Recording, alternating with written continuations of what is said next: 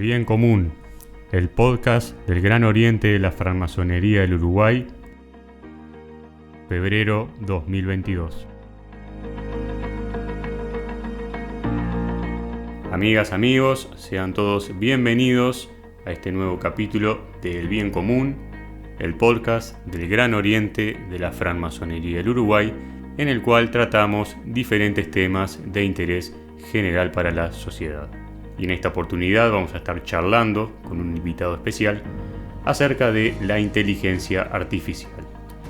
Nos acompaña en el día de hoy el ingeniero Luis Calderón, egresado de la Facultad de Ingeniería de la Universidad de la República, profesor adjunto del Departamento de Geomática y que cuenta con más de 20 años de experiencia en cuestiones tecnológicas de diversas índoles. Bienvenido al programa. Es un gusto tenerte aquí para tratar este tema tan importante, ¿no? Un tema que está muy presente en la sociedad, como la inteligencia artificial. ¿Cómo estás? ¿Qué tal? Es un gusto estar aquí. Un saludo para ti y para toda la audiencia. Y para introducir el tema, vamos a hablar un poco sobre lo que es y qué no es la inteligencia artificial. Porque este tema a veces se torna un poco resbaladizo y se conoce un poco, ¿no?, de la temática. Y también acerca de los trabajos sobre la inteligencia artificial en el campo científico, ¿no? A eso nos preguntamos, ¿en qué tecnología vemos aplicada la inteligencia artificial en nuestra realidad cotidiana? ¿Qué relación tendría con la inteligencia humana, ¿no? Como lo puede ser el razonamiento, la comprensión del lenguaje, el aprendizaje y la resolución de problemas. Para el concepto de inteligencia artificial tenemos múltiples definiciones. La que me parece más interesante, por su simplicidad, nos habla de una rama de las ciencias de la computación que se encarga del diseño y construcción de sistemas capaces de realizar tareas asociadas con la inteligencia humana. Permite que los sistemas tecnológicos perciban su entorno, que se relacionen con él, resuelvan problemas concretos y también actúen con un fin específico. Toda máquina recibe datos que ya han sido preparados o recopilados a través de sus propios sensores. Estamos hablando de cámaras, micrófonos, termómetros, velocímetros. Estos sensores captan datos, estos son procesados y la computadora responde a ellos. Pero para todo esto se requiere que estas máquinas hayan sido entrenadas y aprendido estas tareas de alguna forma. Entonces tenemos que diferenciar dos conceptos, lo que es la inteligencia artificial y lo que es el aprendizaje automático. El aprendizaje automático es uno de los enfoques principales de la inteligencia artificial. Estamos hablando de un aspecto de la informática en que los computadores o cualquier otro tipo de dispositivos tienen la capacidad de aprender sin estar programados para ello. Estamos hablando de conceptos que vienen de larga data. Las primeras computadoras personales aparecen en la década del 80 y estas fueron programadas explícitamente para hacer determinado tipo de acciones. A través del aprendizaje automático, muchos de los dispositivos que veremos en el futuro obtendrán experiencias y conocimientos a partir de la forma en que son utilizados, para poder ofrecer de esta manera una experiencia al usuario en forma personalizada. Y ahí donde está el verdadero secreto de la inteligencia artificial, es decir, la capacidad de adaptar su comportamiento, analizar los efectos de acciones previas y de trabajar en forma autónoma. Está claro que hoy la inteligencia artificial tiene una gran exposición pública, pero, de vuelta, estamos hablando de algo que apareció en la década del 50 y también tuvo un alto empuje en la década del 70. Este es el caso de lo que se llaman las redes neuronales. O sea, la idea de imitar el funcionamiento de las neuronas, de las redes de neuronas de los organismos vivos. Este conjunto de neuronas, que pueden ser de tipo lógicas o biológicas, están conectadas entre sí y trabajan en conjunto, sin que haya una tarea específica para cada una. Con la experiencia en la resolución de problemas, las neuronas van creando y reforzando determinadas conexiones para aprender algo que queda fijo en ese tejido neuronal. Y todo esto se ha visto incrementado por el aumento en la potencia informática, la disponibilidad que hoy tienen los sistemas en cuanto a volúmenes de datos y la creación permanente de nuevos algoritmos. En esta segunda década del siglo XXI tenemos cada vez dispositivos más potentes. Estamos hablando de memoria y posibilidad de cálculo. pero también tenemos dispositivos portátiles en nuestros bolsillos. Estamos generando grandes volúmenes de datos. No podemos olvidarnos que nuestros recorridos diarios pueden ser registrados en los celulares y almacenados en la nube. Y que nuestras búsquedas en la web, es decir, nosotros buscamos aquellos que necesitamos y aquellos que en el futuro podemos llegar a preferir, esas consultas son almacenadas también en los servidores de los motores de búsqueda. Y que los dispositivos electrónicos, los relojes inteligentes, registran nuestra frecuencia cardíaca. Y también eso lo pueden almacenar en los celulares y eso puede quedar en la nube. Entonces, todo ese volumen de datos están al servicio, si se quiere, de la inteligencia artificial. Los nuevos profesionales van generando algoritmos que utilizan esos datos para generar nuevas recetas, por llamarlo de alguna forma, que permiten combinar todo eso con objetivos que antes no teníamos. Y un ejemplo muy sencillo. Nuestros celulares, como decía recién, van registrando, o tienen la capacidad de registrar casi en tiempo real, el lugar donde nos encontramos. Por lo tanto, recopilan información de varias semanas o varios meses, ¿no? Entonces, utilizando toda esa información, los celulares saben dónde es nuestra casa. Pero también ocurre lo mismo con el lugar de trabajo. Es decir, ese lugar fuera de nuestra casa, donde permanecemos, la mayoría de nosotros, 7, 8 o 9 horas. Si somos personas que hacemos uso de la tecnología para ver nuestros mensajes de WhatsApp, o utilizamos el celular como reloj, o tenemos una alarma puesta, hay grandes chances de que nuestro celular sepa a la hora que nos despertamos. O sea, el celular puede aportar datos de millones de personas, y esos millones de personas sabemos más o menos dónde y a qué hora se despiertan. Imaginemos esto como una ciudad de las dimensiones de la Ciudad de México, durante largos periodos de tiempo. Se pueden reconocer horarios de una muestra muy grande de la sociedad. Y es posible a partir de ahí aplicar algoritmos, o sea, recetas, para reconocer los patrones de movimientos de una ciudad. Si esta información es utilizada por los hacedores de políticas públicas, podemos cruzar esta información con las empresas de transporte público. Y eso puede permitir mejoras en los medios de transporte y en los tamaños de los ómnibus, por ejemplo, para llevar la gente desde su casa al trabajo. Si incorporamos la inteligencia artificial, esta tarea puede ser ejecutada por un hardware y un software y podemos generar insumos inteligentes en tiempo real para que los planificadores de las empresas puedan manejar mejor su flota de ómnibus. Tenemos ahí un ejemplo muy sencillo de datos que son generados por una persona sin que haga absolutamente nada, es decir, sigue con su vida cotidiana, pero ese volumen de datos es utilizado para generar políticas públicas y para que las empresas generen y optimicen su actividad. Otros usos de la inteligencia artificial lo podemos encontrar en cosas tan distintas como las compras por internet y la publicidad, o el manejo de stocks en los comercios. Ya sabemos que las búsquedas en la web se rigen básicamente por el paradigma de inteligencia artificial, pero también los asistentes personales digitales, es decir, Alexia, Cortana, y todos esos que están en nuestros teléfonos. También las traducciones automáticas, ¿no? Las páginas de traducción automática funcionan a partir de la inteligencia artificial. Pero también existen aplicaciones para casas, ciudades, infraestructuras inteligentes. Ni que hablar de los vehículos, ¿no? Y toda esa movida a nivel internacional sobre los vehículos que se manejan solos. Pero también en aspectos de ciberseguridad o la lucha contra la desinformación. Y ni que hablar en la salud y todo el impacto que tuvo la pandemia de COVID-19 en este aspecto. Y también en la comida y en la agricultura, y ni que hablar en la administración pública de los servicios. Otro aspecto es el de las regulaciones. Hoy en día parecería que no hay norma de orden universal que regule el desarrollo de la acción de la inteligencia artificial. De hecho, millones de personas en el mundo vuelcan voluntariamente y de forma continua a las redes sociales información personal sobre gustos, preferencias, actividades de todo tipo, organizaciones a las que pertenecen, amistades, entre otras. Incluso reacciones, ¿no?, frente a eventos extraordinarios y también de la vida cotidiana. Ante esto, ¿cuál es la situación mundial actual acerca de esto?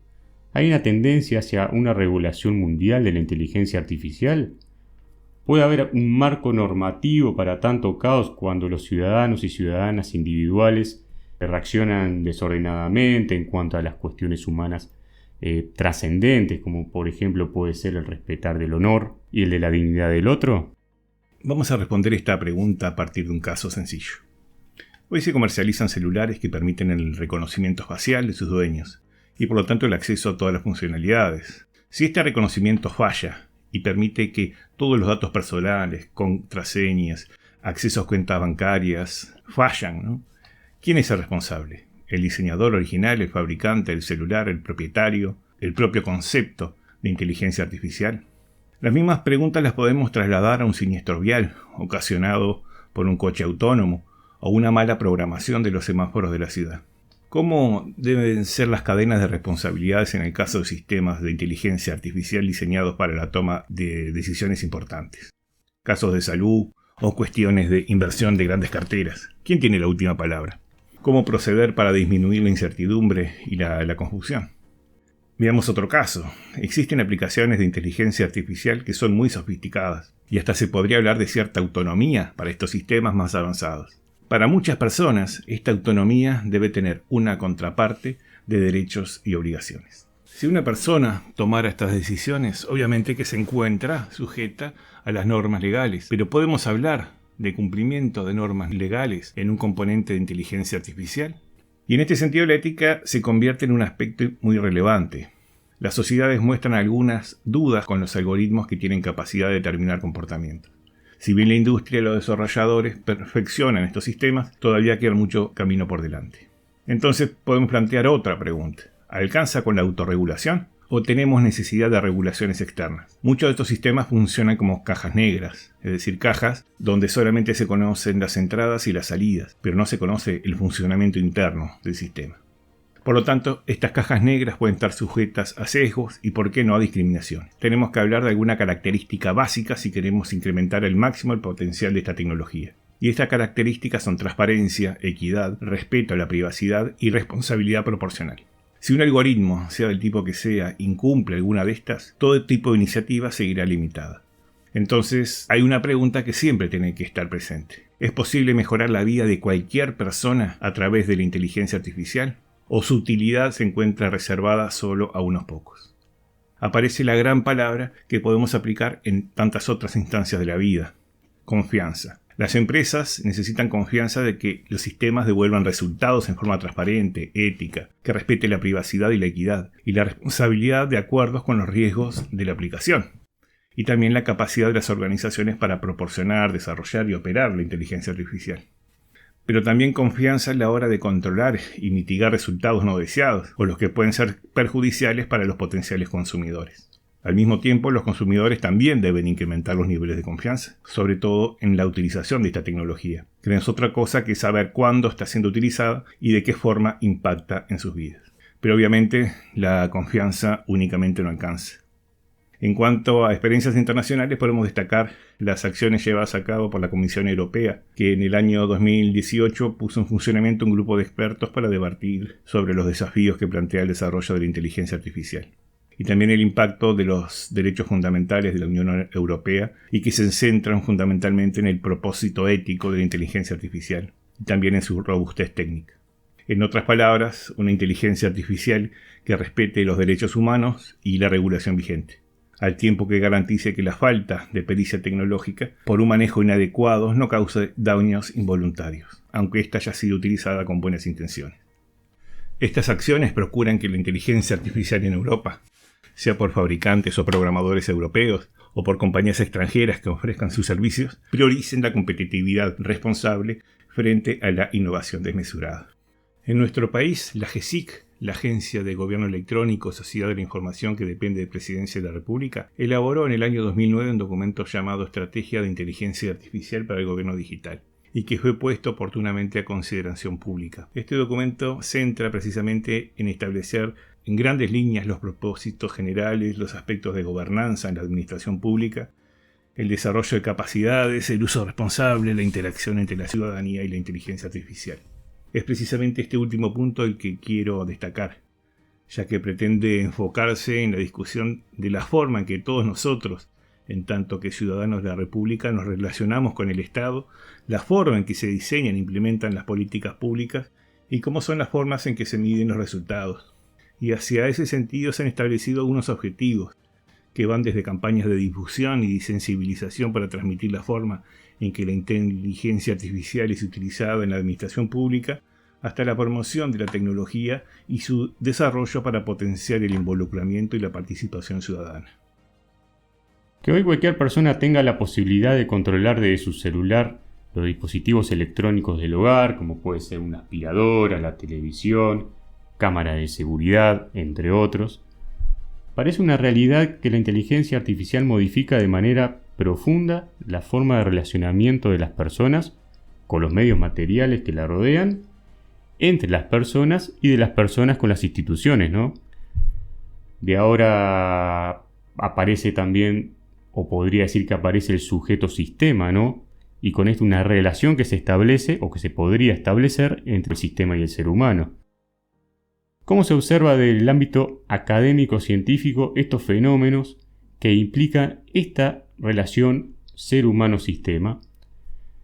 ¿Los científicos o algunos científicos trabajan buscando la sustitución del hombre por los automatismos? ¿O se trata solo de una cuestión de productividad y costos? ¿O se pretende o va más allá hacia una nueva forma de organización de la sociedad? Y a todo esto, ¿la inteligencia artificial terminará sustituyendo a los seres humanos, constituyéndose en un poder absoluto contra su propio inventor? Los avances recientes en materia de inteligencia artificial han sido más que espectaculares. Hoy por hoy las computadoras y los robots son capaces de aprender a mejorar la tarea concreta de las personas. Tareas que se llevaban a cabo a través de algoritmos, pero estos algoritmos no tienen conciencia. Sin duda la inteligencia artificial va a revolucionar nuestro futuro, pero aún no se vislumbra con total certeza cómo va a afectar esto a toda la sociedad. Sin lugar a dudas, algunas personas van a verse afectadas por tareas que antes desarrollaban. Ahora estas tareas pueden llegar a ser desarrolladas por máquinas. Para todos ellos hay que buscar respuestas concretas.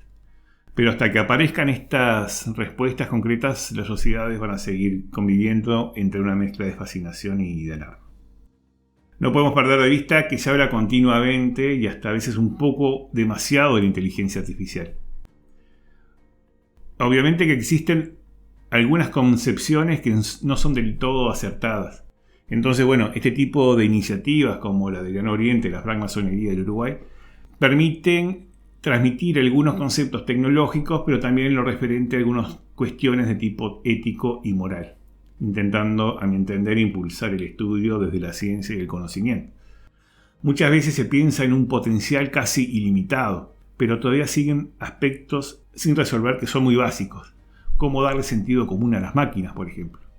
Esto es algo sustancial, y es acá donde la gran brecha aparece. Se tiende a igualar la inteligencia artificial con la inteligencia humana, cuando la inteligencia artificial es, hasta ahora, muy específica en sus soluciones.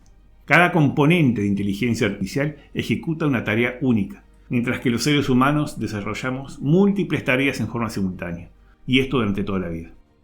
Un ejemplo muy sencillo. Un niño de edad preescolar necesita ver un par de veces un auto, una bicicleta, un ómnibus para captar el concepto y adquirir un conocimiento que lo va a acompañar toda su vida.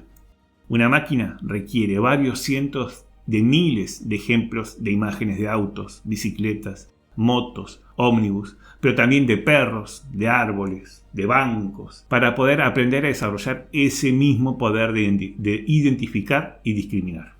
Hay muchas experiencias vitales que tenemos los seres humanos y que desarrollamos a lo largo de nuestra vida que podrían ser emuladas por la inteligencia artificial, pero difícilmente podrán ser igualadas. Y a modo de ejemplo, comprender la semántica del lenguaje o la utilización del sentido común para interpretar las señales de peligro a partir de imágenes.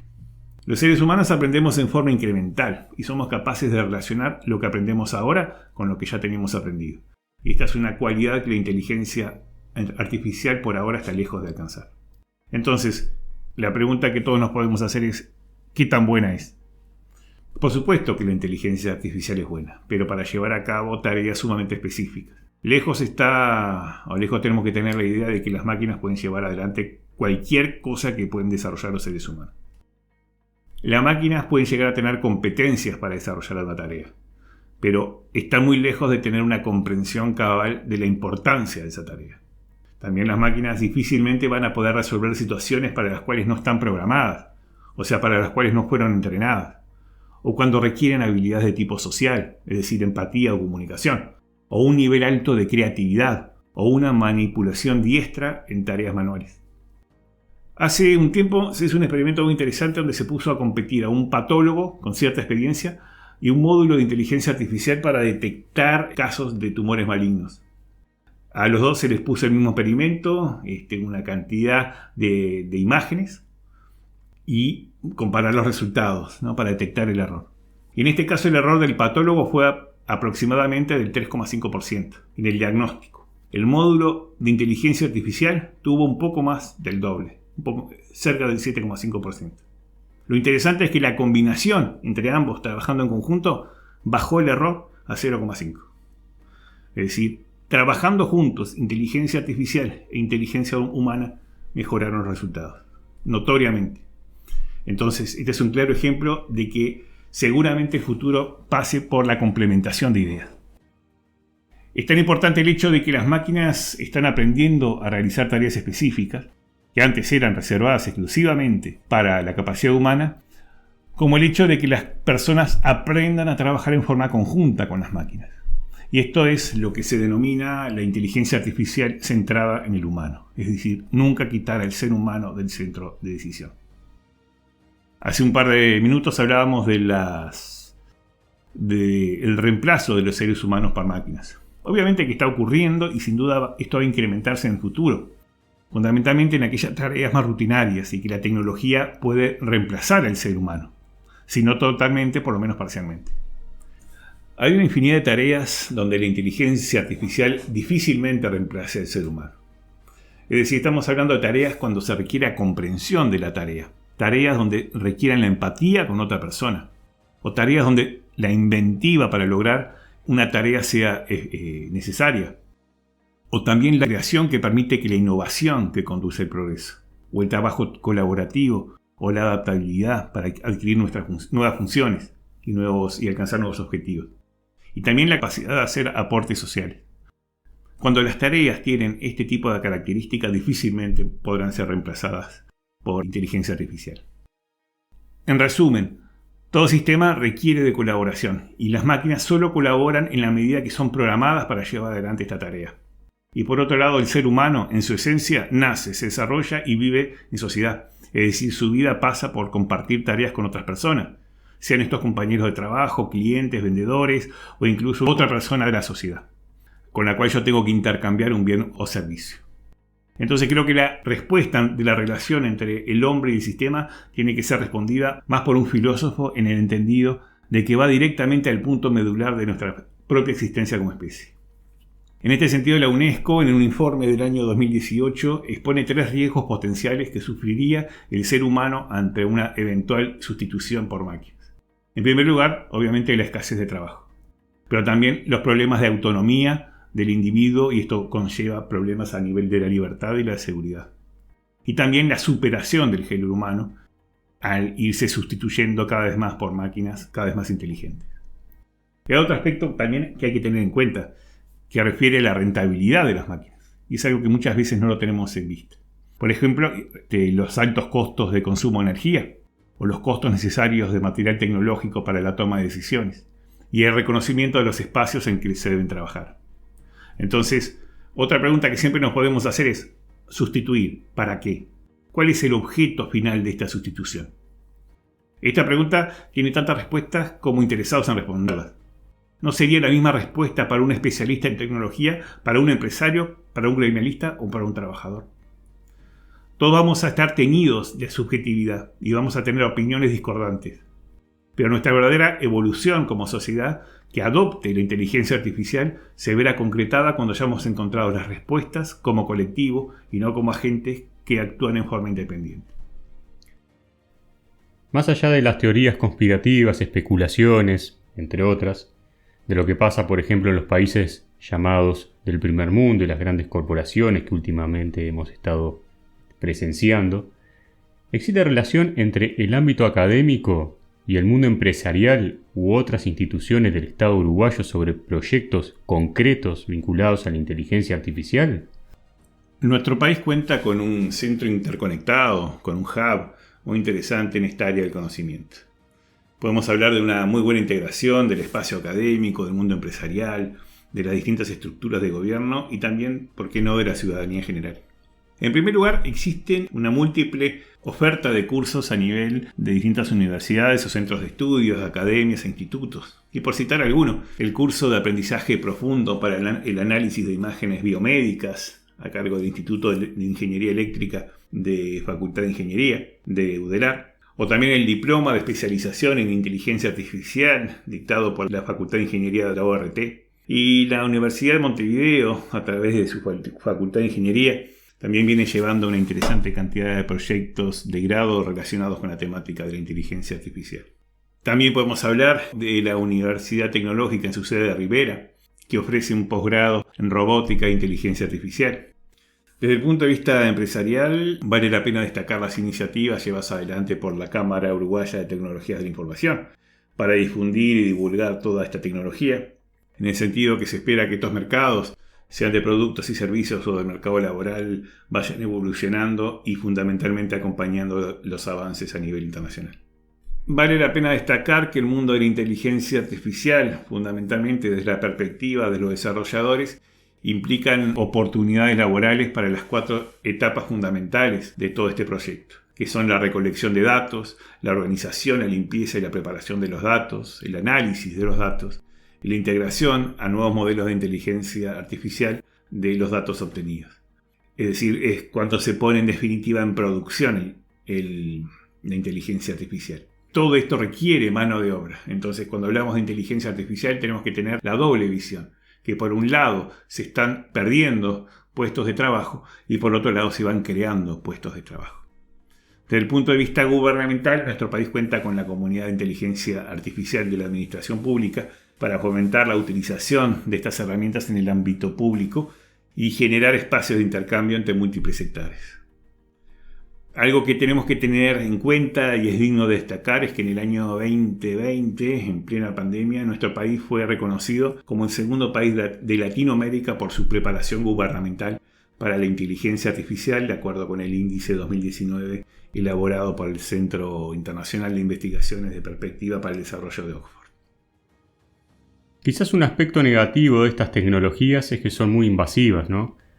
Uno de los grandes problemas que se corre son la posibilidad de vulneración de los derechos y las libertades individuales provocadas por una recopilación masiva de datos, ¿no? Lo que se conoce como el Big Data, que en definitiva son el input, ¿no? la entrada que tiene la inteligencia artificial. Y ante esto, se ha propuesto desde el ámbito científico académico de nuestro país, sea del Parlamento de la República u otros organismos multilaterales, algún acuerdo o marco sobre quién gobierna todos estos datos y qué hacer con ellos, o estamos frente a una realidad impuesta por los hechos de una sociedad de consumo.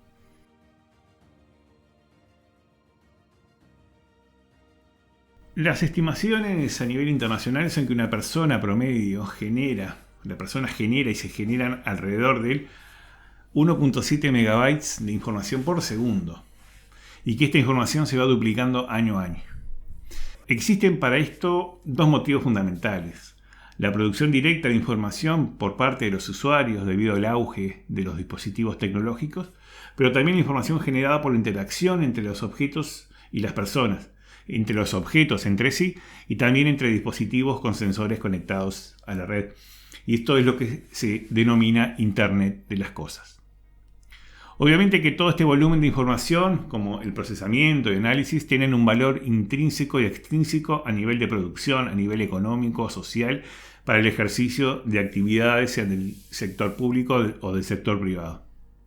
A nivel de políticas públicas se plantean desafíos en relación con el medio ambiente y la biodiversidad, al planeamiento urbano, a la salud, a la utilización de los recursos humanos y a la generación de políticas públicas, a potenciar los procesos de industrialización, al apoyo de la generación del conocimiento científico y también al fortalecimiento de la seguridad pública. Hoy por hoy se habla de economía de los datos y de la ciencia de los datos por igual. Y todo esto procurando mejorar el conocimiento que tienen las empresas, sean públicas y privadas, sobre los consumidores y sobre los usuarios, también a la reducción de los costos de producción, a la prospección y generación de nuevos productos y a mejorar el volumen de negocios. Nuestro país tiene la ley 18.331 que regula estos aspectos en cuestión de los datos personales y reconoce el derecho a controlar el uso que se hace de los datos personales. Esta ley se aplica a los datos personales registrados en cualquier soporte que permita tratarlos y utilizarlos posteriormente de varias formas, tanto en el ámbito privado como en el ámbito público. Y en este sentido existen algunos principios que todos debemos tener en cuenta. En primer lugar, la legalidad de los datos, también la veracidad y ecuanimidad, y que los datos que nos están solicitando no sean excesivos para la finalidad que se piensa obtener. Es muy importante saber el destino final de los datos. No se pueden utilizar datos para fines distintos a los que fueron solicitados. También el consentimiento informado. Tener también la seguridad de que estos datos son recabados, pero también van a ser protegidos. Y fundamentalmente la responsabilidad de las instituciones, que es la depositaria de los datos ante posibles violaciones. Esta ley identifica un conjunto de datos que son especialmente protegidos y que la comunidad debería ser muy celosa en caso de detectar desvíos. Los datos que por su naturaleza son catalogados como sensibles, por ejemplo, el origen racial o étnico, las preferencias políticas, las convicciones filosóficas o morales, la afiliación sindical y todo aquello relativo a los aspectos sexuales de las personas. También todos los datos de las personas relativas a su salud, sea salud física o salud mental. También los datos relativos a las telecomunicaciones. Todos los datos que pueden ser también utilizados con fines publicitarios. Y también todos los datos relativos a la actividad comercial y a los aspectos crediticios de la persona. El marco legal se construye fundamentalmente a partir de la Declaración Universal de Derechos Humanos, la Convención Americana sobre Derechos Humanos, sin lugar a dudas también la Constitución de la República en su artículo 72 y la Ley 18.331 que acabamos de mencionar. También vale la pena enumerar que en diciembre del año 2020, en plena pandemia, surge la Ley 19.924 que incluye una definición del dato biométrico y las condiciones particulares para su tratamiento. Pero ¿cuáles son nuestros derechos? Por suerte, son varios y no siempre son muy conocidos por la ciudadanía en general. A modo de ejemplo, saber para qué se van a utilizar los datos que se solicitan, conocer qué datos poseen de cada uno de nosotros, poder rectificar estos datos en caso de que sea necesario, la no comunicación de los datos sin consentimiento, salvo casos previstos en la ley, y también no recibir publicidad no deseada. También tenemos el derecho de poder denunciar violaciones a nuestros datos y consultar en forma gratuita la base de datos de la Unidad Reguladora y de Control de Datos Personales. Nuestro país es considerado como pionero en esta materia, tanto a nivel regional como a nivel internacional. Y bueno, a nivel regional podemos decir que seguimos un poco los estándares norteamericanos y europeos. Un tema que ocupa a la comunidad científica y a la sociedad en su conjunto, y que tiene implicancias filosóficas profundas, es el tema del transhumanismo, que como bien sabemos trata sobre la vida más allá de lo humano, ¿no? Cuestiones que muchos sostienen que pasa por el aumento de las capacidades intelectuales del ser humano a través de la tecnología. ¿Cómo impacta en la esencia humana el hecho que el cuerpo esté vinculado a algún tipo de tecnología controlada por una inteligencia artificial? ¿Existen investigaciones o trabajos sobre aplicaciones concretas en coordinación con otras unidades académicas? Esta respuesta viene de la mano de comprender de qué trata el aumento de las capacidades intelectuales.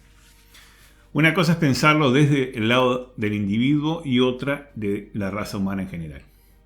Y para ambos hay respuestas distintas en la medida que las escalas son distintas. Seguramente la inteligencia artificial todavía no tenga una alta exposición a nivel individual, es decir, fuera de los asistentes virtuales o de los traductores o la elección de películas o de los bots para interactuar con los sitios web o con algunos productos dirigidos especialmente al consumo individual. Si dejamos de lado los celulares, las computadoras personales y las plataformas de streaming, la inteligencia artificial no está presente en nuestros hogares o en los trabajos de la mayoría de nosotros.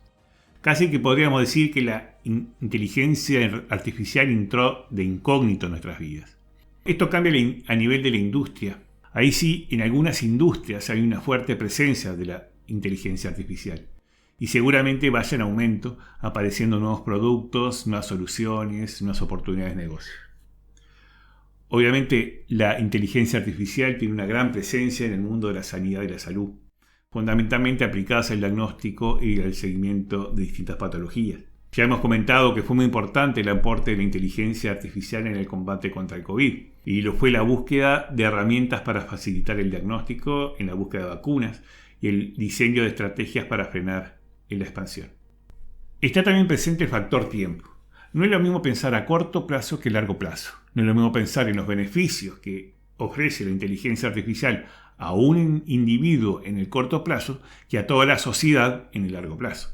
Entonces, obviamente, hoy por hoy los esfuerzos están destinados en gran medida a procurar soluciones masivas para la sociedad. Esto viene de la mano de insumos necesarios para crear soluciones que, como ya dijimos, requieren de mucho entrenamiento y de muchos datos para realizar el aprendizaje. Luego, cada uno de nosotros podemos hacer uso de estas soluciones, pero, en definitiva, no están pensadas para nosotros en forma individual. No es lo mismo pensar un sistema que monitorea la utilización y el uso efectivo de la mascarilla en un centro social, algo que sí se ha hecho en varios países, o en un sistema que monitorea las funciones vitales de un sistema en un centro de salud. Ambas contribuyen en su medida a la salud y ambas seguirán su camino en el futuro.